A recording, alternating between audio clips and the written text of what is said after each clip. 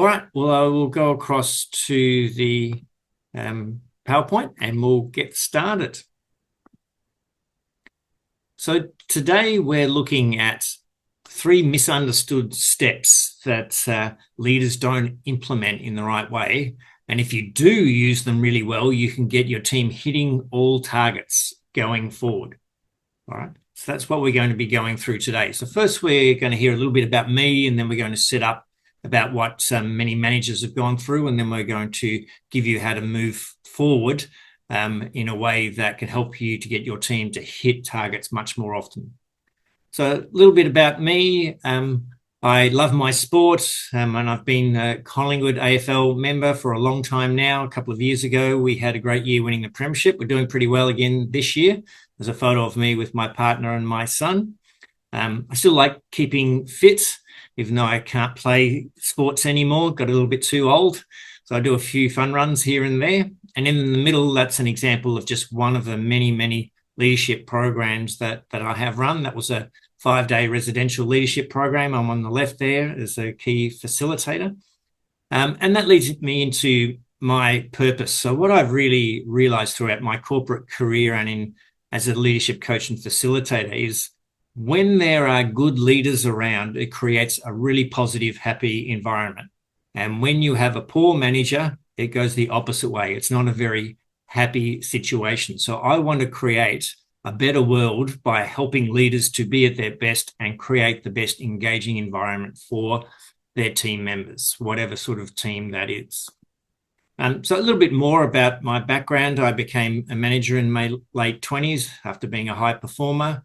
I didn't have any training. I just was thrown in the deep end, tried to improve by trial and error. Thought I was doing pretty well, but I wasn't doing as well as I really thought. I was happy to put in long hours because I thought that was the way that it needed to work. But eventually I got some leadership training and coaching. And then I improved more in 1 year than I had in the previous 7 years. Okay, it made such a huge difference.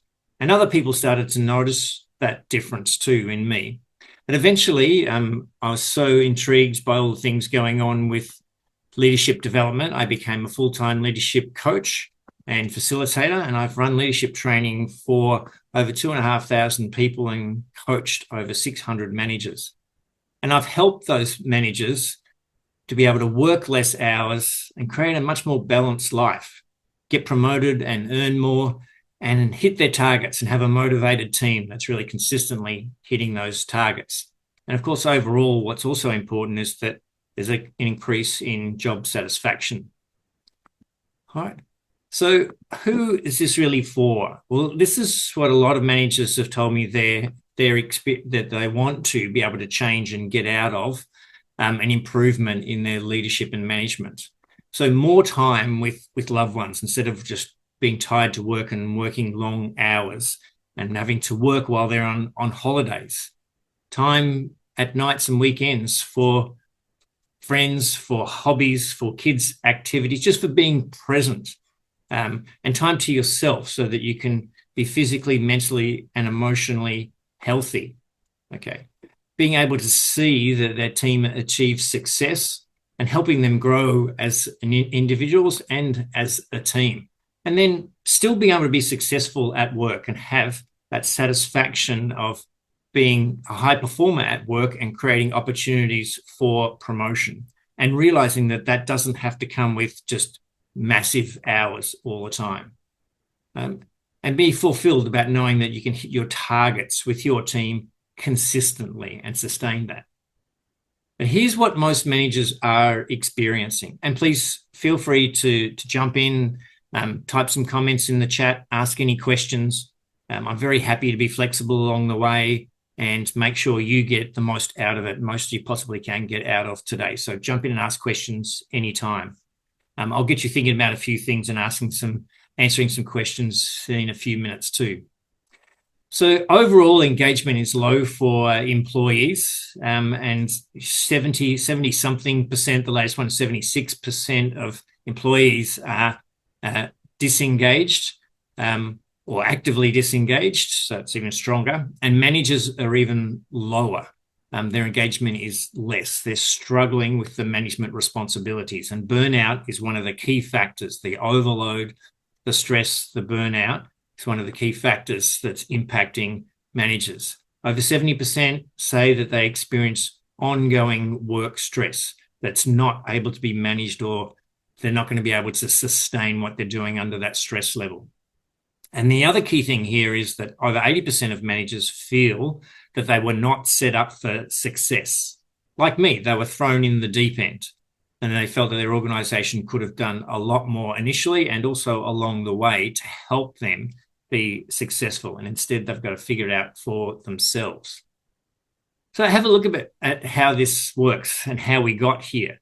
Most managers get to a management role because they were the best performer. They were a high performer, or they're an expert in the area, and people rely on you to get it done. If something needs to get done urgently or really well, they came to you. But then you get promoted to be the manager, and no one really takes the time to sit down and discuss in depth what that transition looks like. In fact, most of the time it's implied, just keep doing what you're doing, and that actually does not set you up for success. It's a whole new set of skills that you need to be an effective manager and leader. And to develop new skills in anything, we need help and support and training. And that's what we should have for all of our managers as they're transitioning into management. And then along their management career, there should be consistent support and help for people to grow and develop. So these are the things that we need to be able to look at, as well as setting you up for success as a leader. And of course, what's happening today also is that I see many people are still asked to do part or sometimes all of their previous role and the management role, which is stretching you way too thin. So here are the things that many managers fall into the trap of. And as I said, in the first time that I was managing, I did all of these things as well. So you want to get good results, right? So you work long hours. Quite a lot of the time, you get into your mind saying to yourself, it's easier to do it myself, or it's just quicker if I do it myself, okay? You feel like you need to drive everything with the team, that if you're not following up and on top of everything, you can't really rely on all of your team to make sure that it's done properly. Right? You know that you'd like to spend time helping each team member grow and develop, and you have it in your head that you want to do that, but then the time and the days just disappear. And then what's also disappearing is time for yourself and friends and family, because you're putting in those extra hours at work. Right? You're trying to improve, but trial and error is your main method of leadership development, and you just don't feel like it's progressing the way that you would like to. Right? So this all leads to feeling potentially overload or overwhelmed, or just feeling a bit stuck at time, like I'm doing okay, but how long can I keep operating this way? Okay. So from thousands of feedback and 360-degree feedback in particular, most common feedback people get as managers are these. Firstly, you're taking on too much, you're spreading yourself too thin, so you need to delegate more. Okay. You need to spend time coaching and developing your team members, significantly more time. You need to hold people accountable and be able to manage conflict. Okay. And you need to be out of the detail and need to be able to be more strategic. And most managers agree with this, but most don't know exactly what they need to do to get everything done and do all of these things as well. And that's what we'll help you with going through here. Okay. Now, one of the hard things here is that it's implied that you should be doing a lot of the work a lot of the time, or making sure it happens. So there's sort of a sense that senior management are telling you to jump in and do these things. And they're telling you, just do what you did before when you're a high performer. But that doesn't work, because the same approach that made you a high performer will not make you effective and successful as a manager and a leader.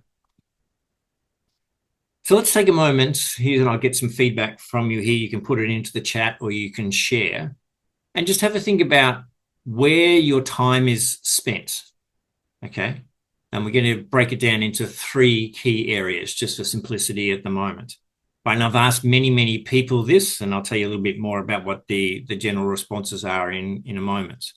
But think about what amount of time, what percentage, give it a percentage of time in your role at work you are spending on operational stuff, the doing, the tasks, the follow-up, the fixing things.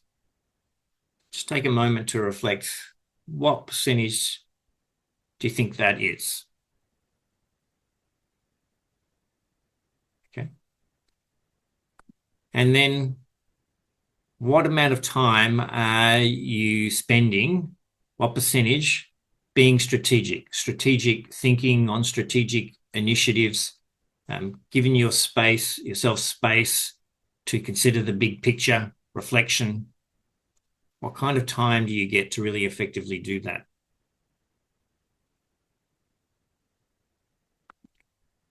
And then the third one is, what kind of time do you actually spend? What's percentage of your 100% of working hours do you spend really strongly building relationships, growing and developing the team? Okay. And in that building relationships, growing the team, it's not to do anything to do with tasks or progress. It's purely on getting to know the people and helping them grow. So have a think about that. Share in the chat, and then we can see, and I'll tell you a little bit more from what I've asked others. So thanks, Sid. We've got Sid there, said 50% operational, 10% strategic, 40% in relationships. Thank you. That's a little bit different to the average, but I'll get to the average in just a moment. Who else would like to share? You can either talk or you can put it into the chat.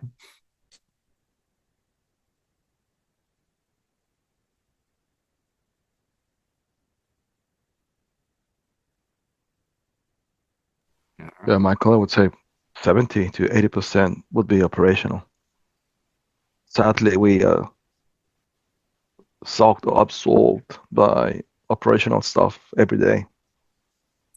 Yeah. Thank you, Lewis, for sharing that and typing that into the chat. And that's exactly where the average is. From the hundreds of people that I've asked to go through this, what I'm finding is that almost all people say they're about 80% that are in the operational. Yeah. So that's where the most common answer is around. Some are as high as 90%. You know, a couple that I've just been speaking to in the last couple of weeks have put it at nearly 90%. Okay. So they know that they should be spending more time being strategic and also building relationships. Okay. But they get caught up in this operational. And so this is one of the elements that's a misunderstanding around what it takes to get your team hitting all targets. It feels like there's this pressure and this urgency to be operational, to focus on tasks, but you're never going to get a high-performing team that's proactive if you stay 70, 80%, 90% in operational. It's got to be spread around somewhat evenly around the 3 of these. Okay. So less operational, more time relationships, and more time strategic. Any questions about that? So I had one. Actually, well, I'll split it in 2. So the first one is like, we understood like the industry average is 70% for operational. What is the industry average for the other 2 types of tasks? That's the first question. And ideally, what should it be? Is it 30, 30, 40, or should it be something? Yes. So the average for my own research with the others is, let's say the closest thing is about 80% operational, about 15% on relationships, and about 5% being strategic.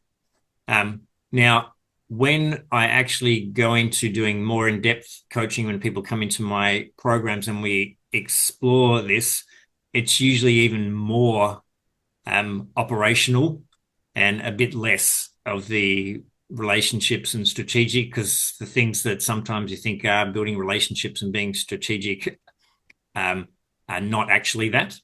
So it's quite low. And for a highly effective manager, okay, it should be approximately a third in each. Okay. Now, not too many people get there, right? But and depending on exactly the responsibilities in your role, the key element that I get most people to focus on is reducing down the operational time so it's closer to 50% and increasing the other two, starting with increasing the time spent in building relationships and growing and developing team members. Does that help? Yeah, thanks for that. No worries. All right. And please keep jumping in with questions or thoughts as we go along. So that's the first area to think about. And it's a hard one because, as I said, from others, from the organization, it feels like you're being told or pressured into spending operational time, and that's what's expected. But it's actually not the way that you're going to get a high-performing team and create the best outcomes for yourself and your career. And what happens is that in these situations where we feel like we've got to focus on getting things done, again, you come back to, when I do it, I know it'll be done right. Okay. It's just easier if I do it myself. All right. And unfortunately, this means that you're sabotaging yourself because it limits what your team is going to be able to do and how they're going to perform. Okay. So you get into the mode of rescuing people, and that's not what we want you to do to be a high-performing leader. Have a think about, have you done some of these things? And again, feel free to ask questions or jump in and share. But do the managers in your organization jump in when things aren't quite going right and fix the situation or take over and improve the work? Okay, seems like a logical thing to do, but we'll get to that in a moment. Do you give your team members the answers to all their questions? This is one of the big traps that I fell into. Yeah, question from my team. Yep, quick, good answer. Just give it to them. I'm thinking, yeah, got to keep them moving, keep them doing stuff. So I'll give them all the answers. But this does not set you up for a high-performing team. And telling people exactly what they need to do to complete their tasks, it can seem like these are all the logical things. We need to stop doing it. Right? Even though you know exactly what to do to get a task done, a project done in a high-quality way, okay, it doesn't work very well to give them all of the steps, even though they logically seem like the right thing to do. Because what happens is they're going to rely on you. It's what I can call the homework dilemma. Think about it this way. Imagine your kid, one of your kids, if you've got a few kids, your kids come home from school, they're in high school, say, and they're doing some maths homework, and after fiddling around, playing on the phone, maybe eating something, they're finally getting to their homework, and they start on their homework and they're not progressing much, and they come to you and say, I'm really stuck on this maths homework. Can you help me? Yes, Sid, have you got a question there? I'll finish your chain of thought, and then I'll ask the question about the homework. If you finish that, then I'll ask my question after that. Yep. Okay. I'll just finish off that. So imagine you have a look at the homework. You see that's it's a bit hard for them. So you say, look, that's all right. I'll work out the answer and I'll fix it for you. And a couple of nights later, the kids come home again, same routine, get something to eat, and then eventually get to their homework. They're struggling a bit, might be an English assignment this time, and they say, Dad, Mum, struggling with this, don't know what to do, and you say, that's all right, leave it with me, I'll fix it for you, and then you can take that back to school. Now, how well do you think that's going to work? Are you really helping your kids by doing their homework? No, not really. You're not, because they're missing out on learning. And this is what we need to think through and what we need to work through in order to grow and have a team hitting targets consistently. Now, it's tough. It's tough with seeing our kids, trying to work through some homework that we can do. You've got to let them go. And if they can't get it right, you've got to let that go and let the teacher and yourself work on how to help them to understand, right? You wouldn't just keep constantly over and over doing your kids' homework. And that's the way to think of this. Yes, Sid. So what's the thought or the question, Sid? Yeah, so this one, the first part, I'm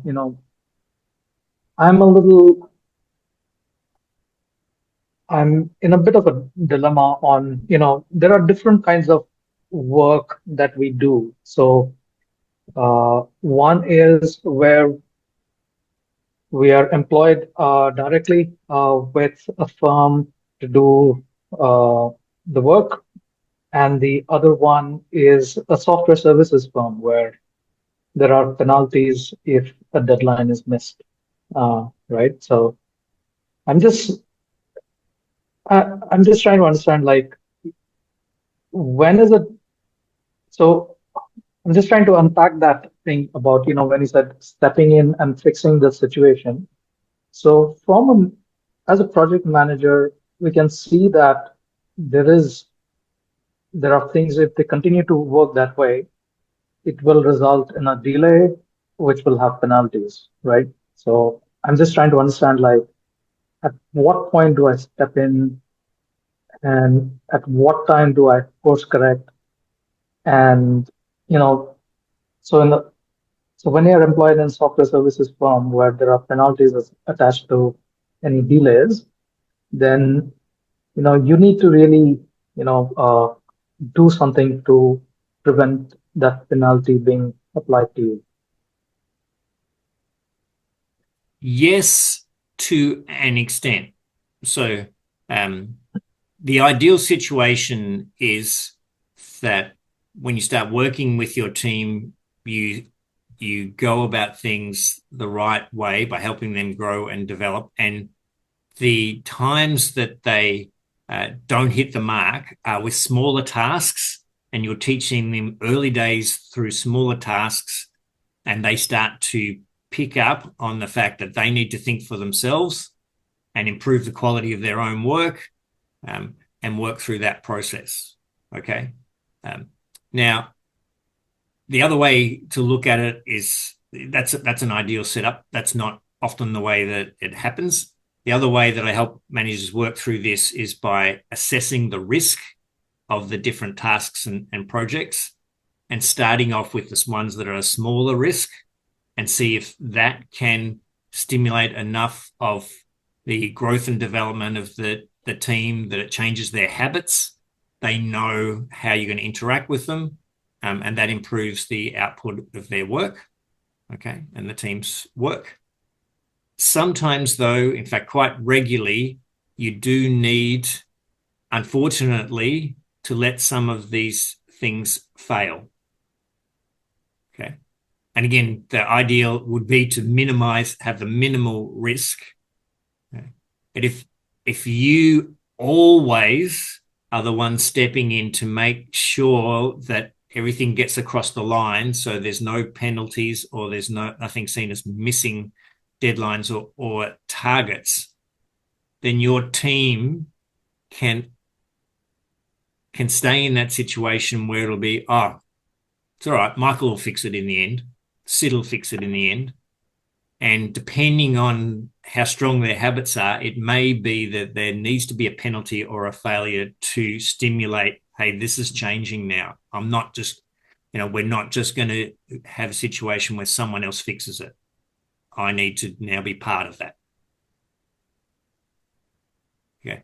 And I've got I've got some stuff I'm doing at the moment with a big organization who's got bought another medium-sized organization, and there's a merger going on, and things are supposed to be done by June 30, and they just couldn't all be done. So there's going to be some penalties there that they've worked through that process in order to change the way that internally the team was operating, because they were relying too much on a very small number of key people just to work like 14, 16-hour days to get things done. And that's not sustainable. So the other side of this here is that what I've seen happen dozens of times is that if the manager who keeps fixing all the problems, eventually their workload becomes so high that they start making some mistakes themselves, right? Just because of the amount of work and the level and complexity of work, or the rush of the work they've got to do. It's not sustainable. So if that goes on and on, months, year, 2 years, eventually the performance of that person, it's not sustainable to be at that high level. It drops off. Something fails anyway. Okay. And that is a much worse situation. Yep. Okay. Unfortunately, I've seen that quite a few times. Right. Okay. All right, we'll keep moving on. So as I've just said, this leads to overwhelm and potentially burnout. So let's have a look at asking. Sorry. Yes, Lewis? Can I say something? Yeah. Yes.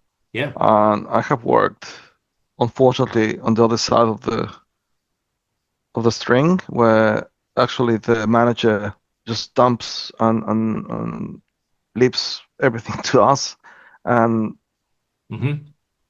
no direction, no instructions, no guidance, no they simply do it, get it fixed, get it done, and it's mayhem.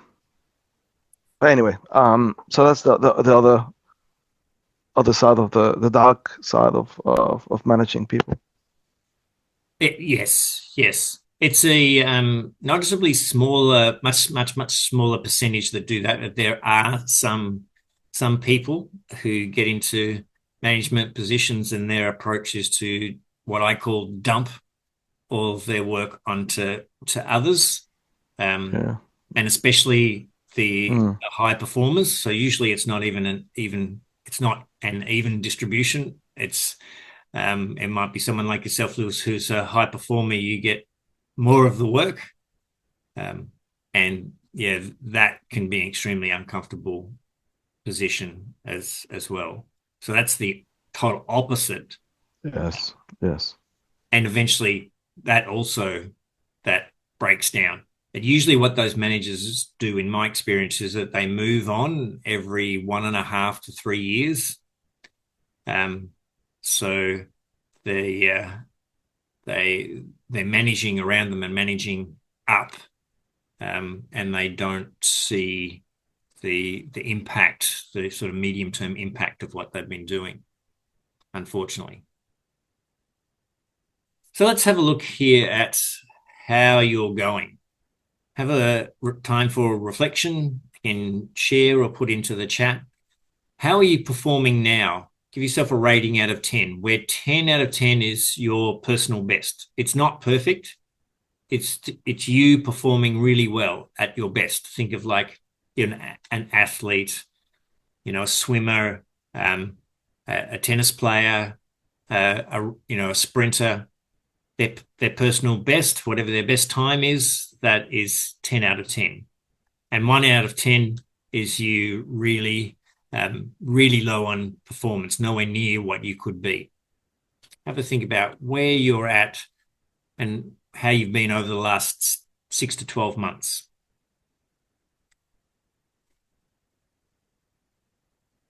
Okay. Right. Do we need to put that in the chat, or or you can just share if you want to see it, or put it into the chat, whatever you feel most comfortable with. Yeah. Yeah, I think I'm performing at a 6. 6. Okay. Thank you for sharing it. I appreciate that. Anyone else like to share or add to the chat?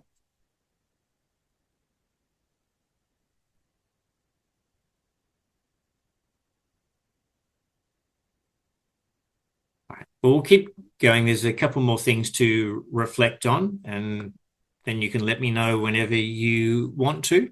So thinking about how happy are you with the hours that you work per week? Where 10 out of 10 is the ideal balance in your life, and 1 out of 10 is way, way more hours than you want to work. How would you rate yourself out of 10 for the number of hours you're working per week?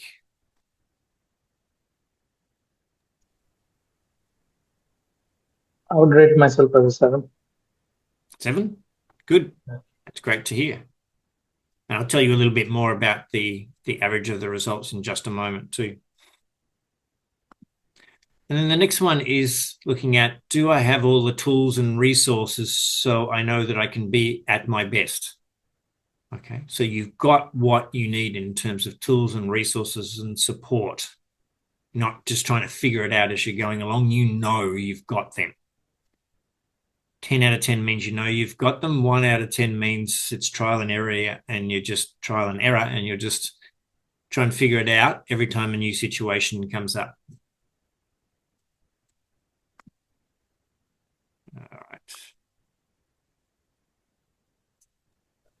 No worries, Lewis. Hope you're feeling better soon. It's 6 for the last one. Sorry, what was that, Sid? It's a 6 for the tools and resources. Okay, good. And interestingly, yours are higher than most. So here's what most people are saying when in answering these questions. Okay. Most people rate themselves 3 to 6. So over 80% of people are in that range out of 10. And they really want to be much higher. And almost everyone wants to be 8 to 10 out of 10 consistently each day, but they're not really sure how to get there. And that's where the other elements come in. They're not sure how to reduce their hours. They're not sure what are the tools and resources that I need to help me to be at my very best. And this is what it looks like. Just quickly going through around about a 3 out of 10, high workload, low confidence, doing the hard, complex things like we've been talking about, fixing the problems and feeling like it's a lot of overload and it's not sustainable, so I might burn out. At a 6 out of 10, it's confidence up and down. Sometimes it feels good, sometimes not so much. Does some things to help your leadership and management develop. And often after the courses or some information they've received, they try it doesn't quite work, so they quickly fall back into old habits. Okay, and still most time is spent around operational, not enough strategic time or time building relationships. And so there's stress and overwhelm. And what we ideally are looking for, right, and I do have some people definitely who have got to this who are 8, 9, 10 out of 10 consistently, where they have high confidence. They're really able to engage and empower, yet at the same time, they're able to hold people accountable and add strategic value, and they're proactive and their team is also proactive. So that's where we want to be. Okay. So let's have a look at what you need to do instead here. So it's about thinking about your leadership development as a set of skills that you need to develop and practice and improve. It's not just because you were appointed as a manager and you have some expertise that you know exactly what to do as a leader and manager. There's a whole different set of skills. And so what you need to do is think about learning these skills just like you would learn something else, like playing a guitar or learning to dance or playing tennis. Okay, so if you were going to take up one of these, take up playing tennis, what would you do? Okay. Most people don't just grab a racket, go out onto the court, find someone to hit with and just keep hitting, hoping that they are going to improve their skills. Okay. What people do is they get someone who can help and guide them along the way and give them the best opportunity to improve. So here's the 3 steps that are massively misunderstood in terms of getting your team to hit all targets. So the first one is setting a priority over operational stuff to build an environment that's based on trust. Okay. And trust connects with relationships, and then it works towards empowering your team. Now, people know, managers know, yeah, they've got to build trust. And it seems to be when they can find time after they've done all of the tasks. And that is not good enough. So that's where there's a misunderstanding as to which is the priority. Second one is about how to hold people accountable and give effective feedback. All right. And what we see here in terms of this being misunderstood is that most people don't know what effective feedback is, and most people are confused as managers about how to build a trusting, good relationship and hold people accountable. And it's a fine line to walk, okay?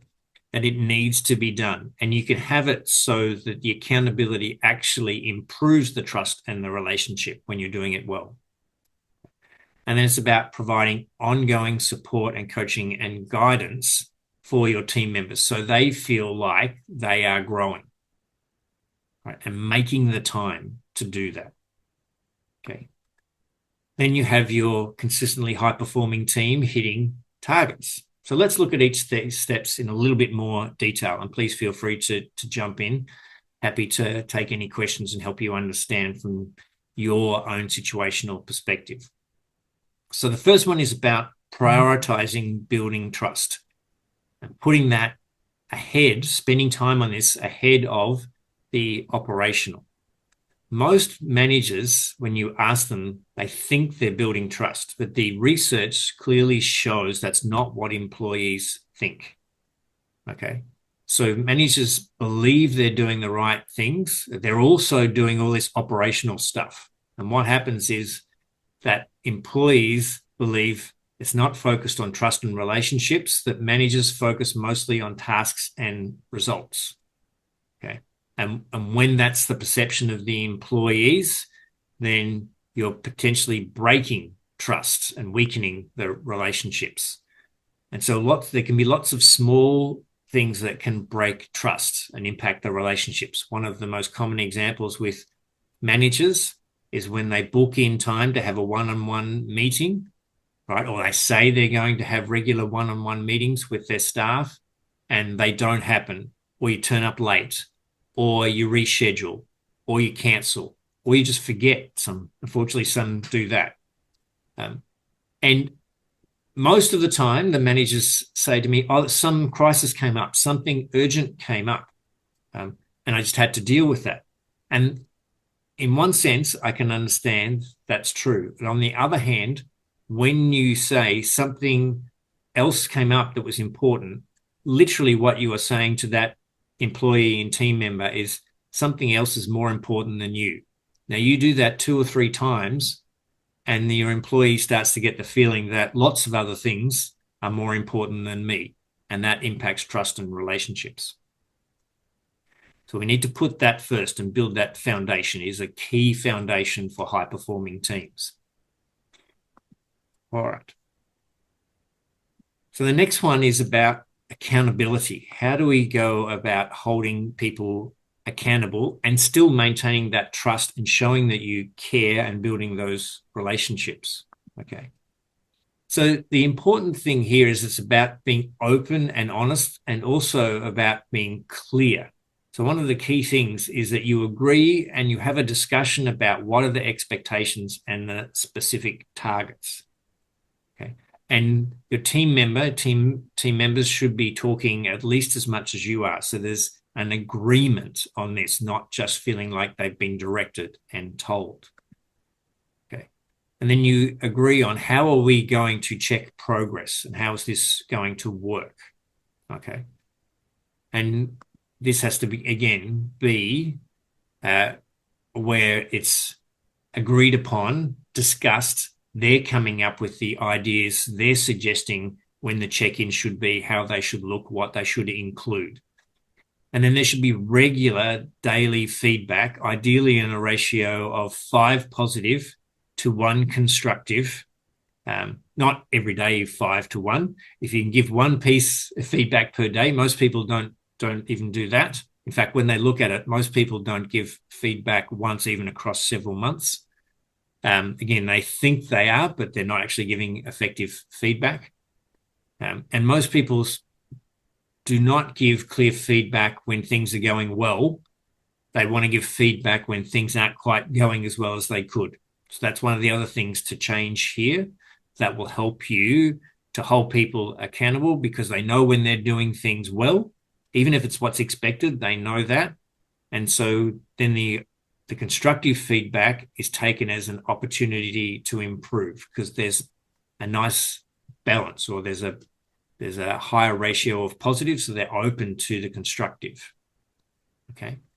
And then it's about openly and honestly discussing progress and measures and what they're doing, at giving them, the team members, the team, the opportunity to talk first, to discuss what's happening, and then to come up with ideas and solutions as to how they are going to work forward to continue and reach the targets and achieve the progress and achieve the measures. And you're guiding that. Okay. It can be very hard for most people, because we have the answers usually as the managers and the people with experience, and we want to jump in and give them the solutions and tell them what to do. But we need to slow down and listen and let them talk first and come up with their solutions, just like the homework dilemma. Right. And then the third step is to be consistently providing ongoing support and coaching regularly. Okay. So one of the things that's really clear that's come through in the last 5 to 10 years is growth. Our personal growth, our growth at work, is one of the main motivators at work. Okay. It's not just ticking off tasks. It's about being able to grow and develop and learn. And the other one is a connection to having a sense of purpose. So these are the 2 main motivators of people today. So we need, as leaders, to make sure we're doing this if we want a proactive and motivated team. Okay, which means making time for them and just listening to them, what's happening for them, show you understand and care about them as a person, and then be able to be the leader as a coach, guide, teacher that is helping them to grow and develop, to do things differently, to improve skills, to take on different challenges, without that telling them what to do. You're there beside them, helping them grow, just like you would be with your kids and their homework, enabling the kids to develop those skills so they can do the homework themselves rather than you giving them the answers. Right? And help them to see that they are contributing to something worthwhile. There's a purpose in what they're doing. And then you get this sense of engagement, excitement, enthusiasm. And that's the area where it'll turn into high-performing, high-productive teams. So they're the things that we need to do to create a team that's going to be consistently hitting targets.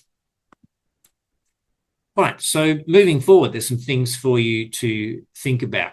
You can have a choice, try to do this yourself, but most people struggle to do it themselves. So what will it cost you if you don't change, if things are the same? Burnout, slow growth and promotion, that's the things we've been talking about that many people have been experiencing. Would you be happy if you're in the same position in 2 or 3 years' time? Right? And there's still that stress, overload, lots of work, overwhelm. Or you could do something different and get some help and fast track your leadership development and be able to spend more time with your loved ones and for yourself, and have a greater performance of your team and achieve that success and have that satisfaction at work, and also have career and promotional opportunities. Here's a couple of people that have been through the program. I'll just let you read through their thoughts, and then we'll check in shortly and get any questions about anything we've covered today or any challenges you're facing. So that was Alex's example. And then Jude.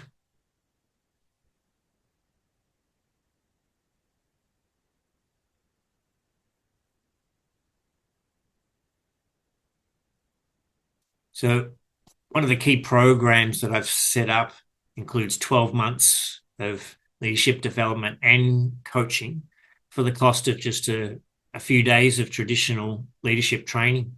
So if you want to find out more about that, you can email me for some more information or book in a time through the email to have a chat. We can go into detail about your situation and how it might help.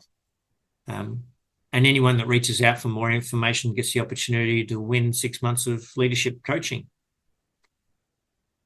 So just a quick overview of what it looks like is you get 30 days to try the program risk-free. So if you don't think it's for you after 30 days, you pay nothing. It's a done with you implementation. So it's not just a training program where you get the information and it's like, good luck, as most training programs are. I'm here to help you along the way. And if you want to devote, about 2 hours a week, you can be at your best, that 8, 9, 10 out of 10 in as little as 90 days. So as I said, you can email me for more information. We'll go across to questions and answers now. Any thoughts, comments, or questions? Or any challenges you'd like to get some help on?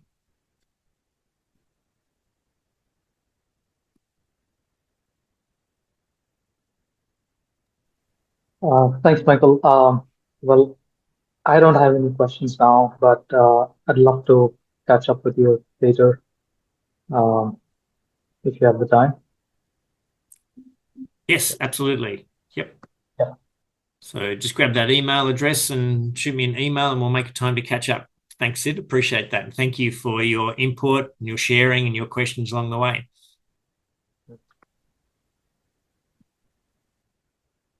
And thanks, Sam, for your comments in the chat there.